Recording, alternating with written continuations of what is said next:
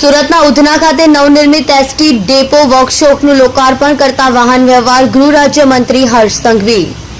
સુરતના ઉધના ખાતે ₹4.72 કરોડના ખર્ચે સુરત એસટી વિભાગ દ્વારા નવનિર્મિત આરસીસી ફ્રેમ સ્ટ્રક્ચર વાળા સુવિધાયુક્ત ડેપો વર્કશોપનું વાહન વ્યવહાર ગૃહ રાજ્યમંત્રી હર્ષ સંઘવીના હસ્તે લોકાર્પણ કરાયું.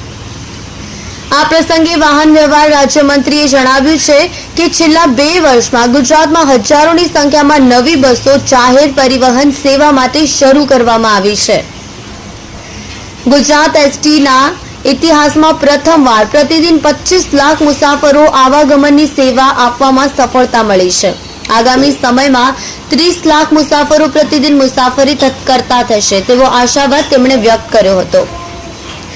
સુરતમાં નવા ડેપો વર્કશોપ સ્થાનિક બસો માટે ખૂબ ફાયદાકારક નીવડશે એમ જણાવી વધુમાં તેમણે કહ્યું હતું કે મુખ્યમંત્રીના માર્ગદર્શન હેઠળ 2 દિવસ અગાઉ નવી 20 હાઈટેક વોલ્વો બસોની શરૂઆત કરવામાં આવી છે, જેમાં સુરતને 8, રાજકોટને 8 અને વડોદરાને 4 બસો ફાળવવામાં આવી છે.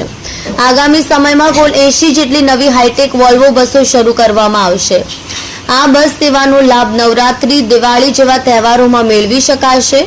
મુસાફરોની સુરક્ષા માટે સબમરીનમાં જે ટેકનોલોજીનો ઉપયોગ થાય છે તેનો આ હાઈટેક વોલ્વો બસમાં ઉપયોગ કરાયો છે, જેથી મુસાફરી આનંદદાયક અને અત્યંત સુરક્ષિત બની રહેશે. સુવિધાયુક્ત નવીન વર્કશોપમાં tyre room, mechanical, rest room, oil room, store room, water room, electric room, record room, depot manager cabin, admin office, class 1-2 rest room, dormitory અને શૌચાલય, હેન્ડીકેપ શૌચાલય જેવી સુવિધાઓ ઊભી કરાઈ છે.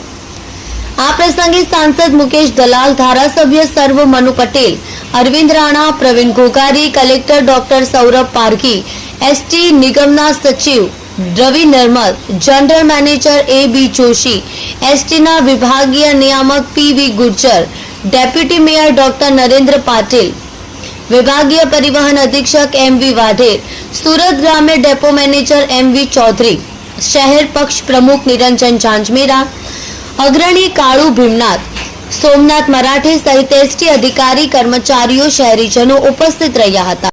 આપ જોઈ રહ્યા છો સોમવાર time news channel bureau report Surat.